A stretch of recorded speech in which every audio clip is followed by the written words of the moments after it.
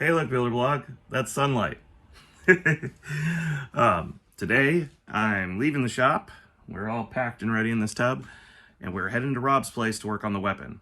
So, come on with me. Let's go see a brand new kind of machine shop.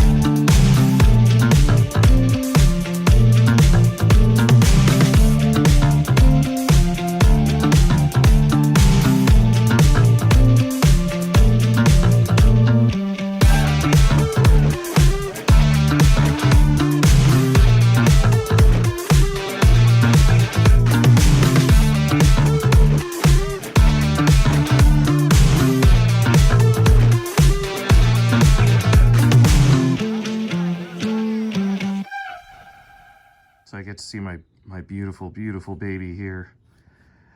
I started this drum 20 years ago, and I never thought, after that one wild ride, I wasn't sure it was ever going to go again. And it's crazy that this robot is so close to complete. We need a weapon shaft. We need to bore out our weapon motor. Have to make a couple little spacers. Get a thrust bearing, and yeah, then we're ready to mount our weapon teeth.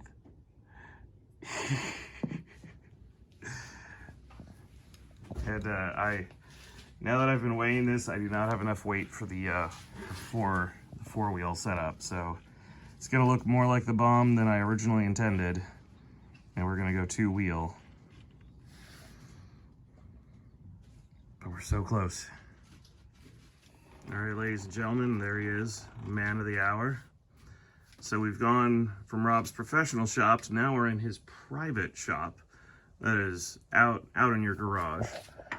And we're getting ready to turn the weapon shaft for the robot. Rob, how long have you been a machinist? Professionally? Well, basically all my life, but professionally for about 40 years. Wow. And I want you to know that is what it takes to be a real master, like Rob. I've been a machinist for 20 and I still look like a novice compared to him. Well, you're always learning. I mean, if you're not learning, you're not trying, you know? So, yeah, always learning new stuff, even old dogs.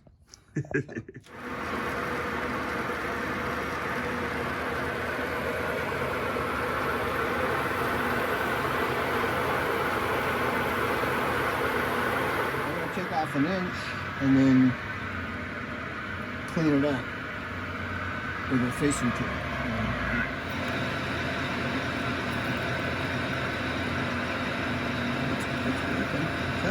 Party tool always makes the most interesting smell. I never know how to describe that to people. And this is real cutting for rigid.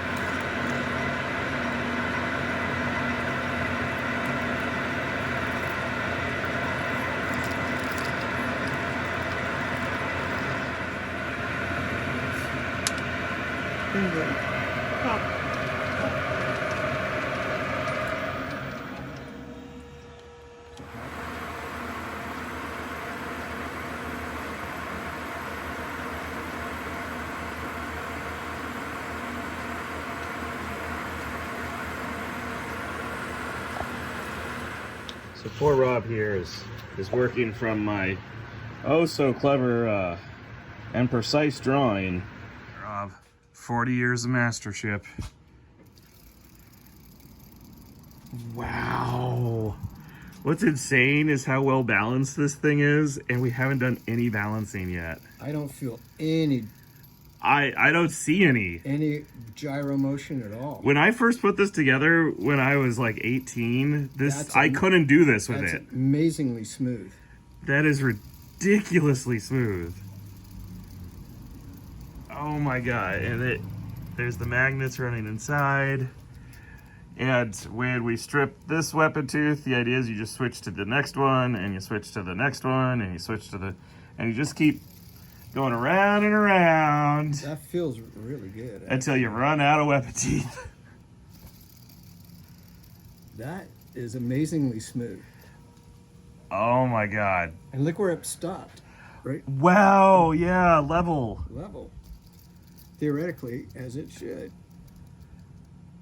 Well, there you go. Straight up and Straight down. up and down. So what this is right now is normally when you do a balancing process in a different spot, you'd keep spinning it like this, and it would naturally put the heaviest side on the bottom. However, it keeps naturally stopping in different spots, which tells me it doesn't have a naturally heavy side. Nothing that's crazy, that's for sure. It's amazingly smooth. Yeah. Yeah. Oh my god. Wow. So Rob's gearing up for the part that went horribly wrong last time we were doing this.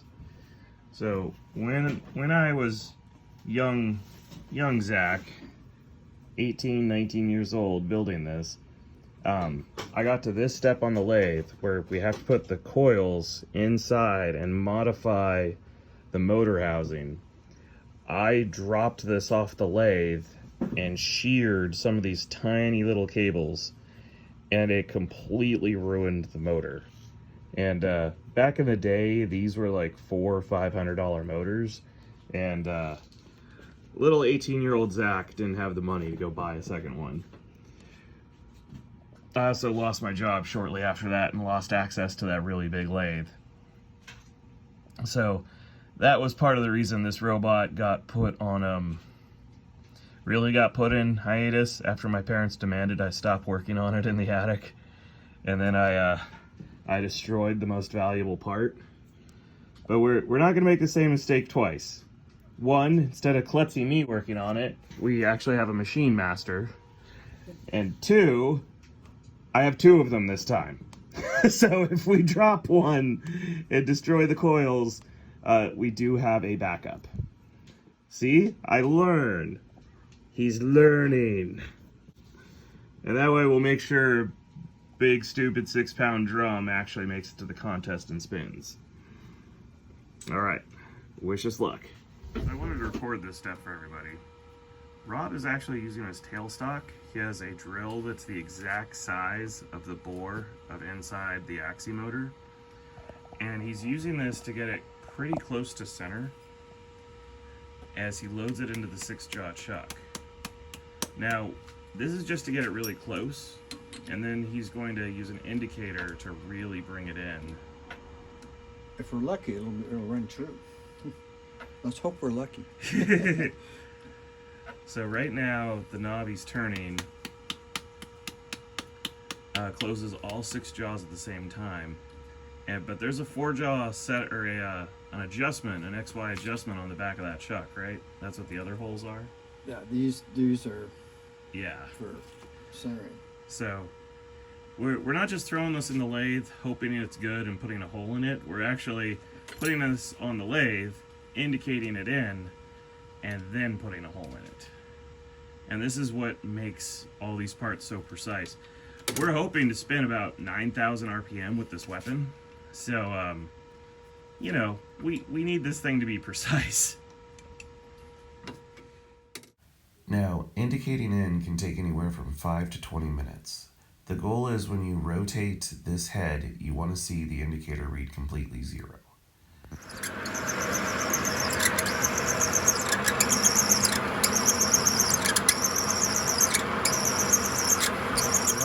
You just performed a miracle and bored out a $300 motor precisely without damaging any of the coils. I have one question for you. Are you ready to perform a second miracle and do it again? Peer pressure. Oh my word. Yes, let's do it. Thank you. Here we go. Dead shaft setup.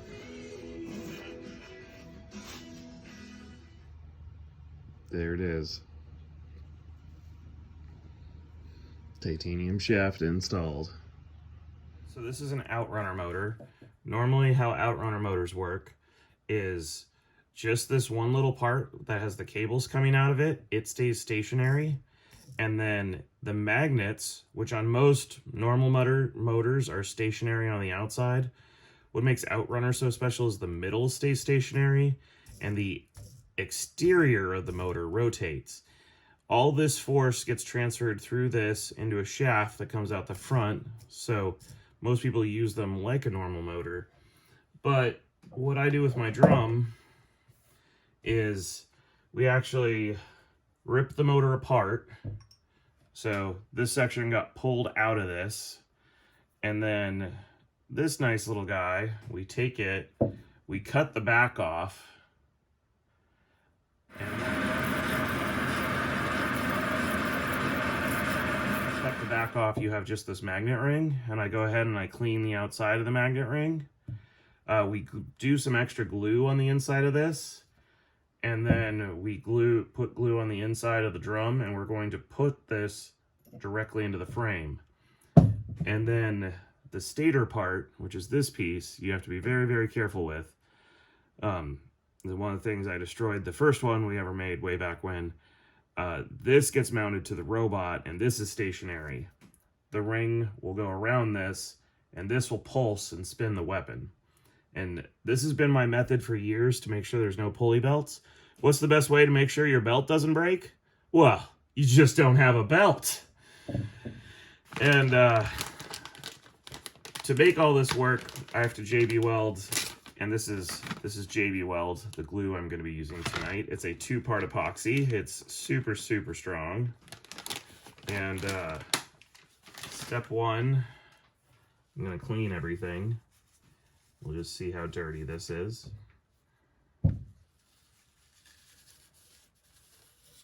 Oh, yeah, the drum's just a little dirty. Surprise, surprise, the metal is dirty.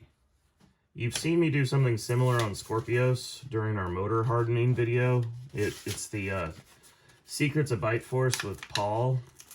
I actually have a different glue that's a little more expensive that I put inside the mag motors, but if you don't want to order that super fancy thing and spend all the money for that, this is the slightly cheaper alternative you can do through your local Home Depot. JB Weld is a 2-part epoxy. So flip it over, use the little pokey thing. You want to try to squirt out the same amount. So however much you do in the black, you want to try to do the exact same amount in gray. So I'm just kind of noting how far I squeezed it.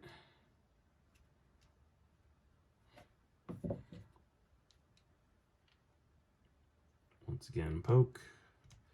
If I end up having to mix up multiple batches of this, that's okay.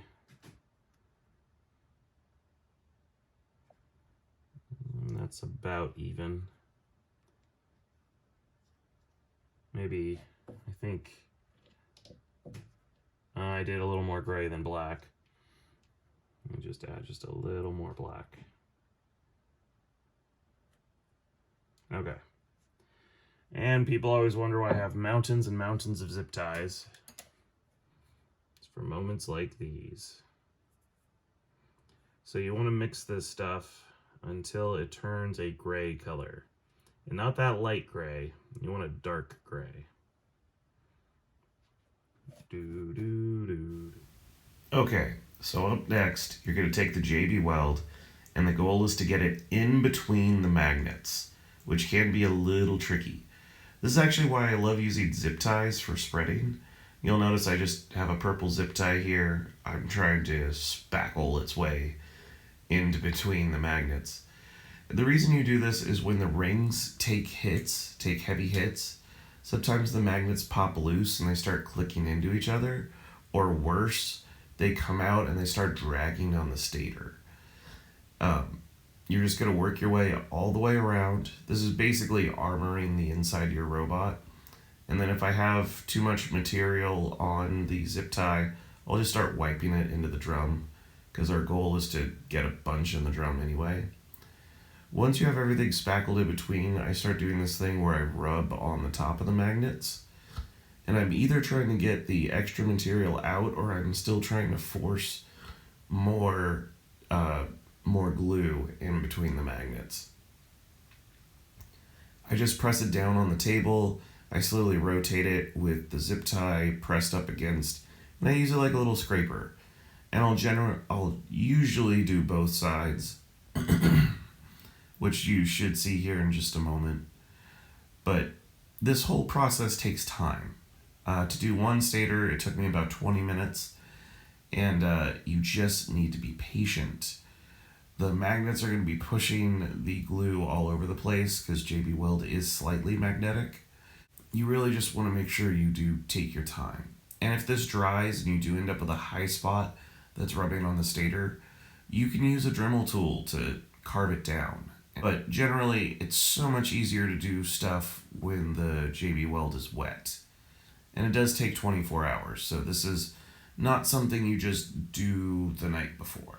You should really do this a week or two before to really give it time to properly set and dry. Now, this cavity has been opened up a little bit to give room for the glue, and you'll notice there's another ring back here. That's a press fit to the outside of the magnet ring. So when I put this on, I'm just going to press it so it's all the way in here, and I want to make sure I've got a good coating of JB Weld all the way around the inside of this.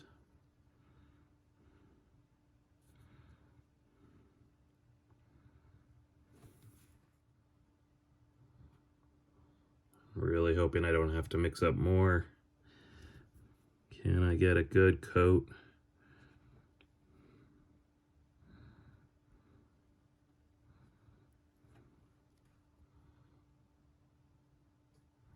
And you always want to make sure you're scooping from like the darkest gray area. If you see a black area or a white area, those aren't actually good because those are not mixed.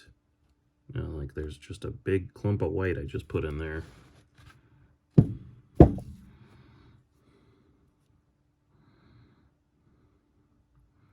Well, I did so good at not getting this on my hands. I should really put some gloves on, but I really don't like wearing gloves while I do this. I feel like I lose some feeling. It makes it harder to do the spreading process. But this stuff does not like coming off your hands at the end of the day. So, if you are doing this for the very first time, I would definitely wear gloves. Let's see, can you get a good look at that? I've spread it completely on that inner cavity. I always hate this part. And I am going to put gloves on for this part. All right. So I've got my glue. I've got my ring. I'm going to try to put it in.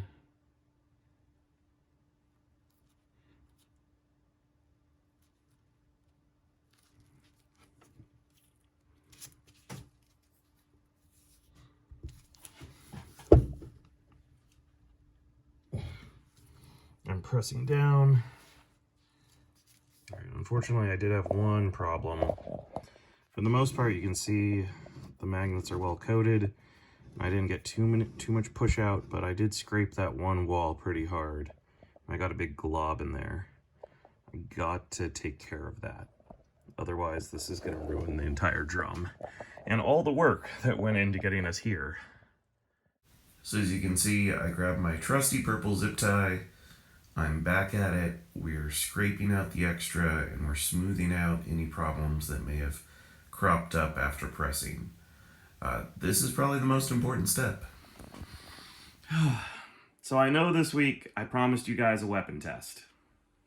And I'm still waiting for the glue to dry. I'm going to upload while I'm on the plane. I'm going to edit the rest of everything I did this week. So come Friday, there will be a special episode of the Builder Blog, everybody. I do want to thank once again Bishop Wisecarver, who has sponsored and made this entire trip and video series possible. I'd also like to thank Repeat Robotics, Castle, Van Bever Brothers, All Weld, everybody who's been helping out. I really appreciate all the work everyone has put into this, and a big special thanks to Rob. Please give Rob a thumbs up in the comment section. He worked his butt off to get this weapon ready this week. And now, literally the final set of glue is drying. So, I promise, like and subscribe. That weapon test, Friday, you will see it. And, yeah, by that point, I'm going to be at Norwalk, and parts are going to start flying. So, guys, I hope you enjoyed this week's video, and I'll see you next week. Nice tight chip. Oh, wow. That worked out beautifully. Yeah, what's amazing, that's not a rod, that's a curled chip.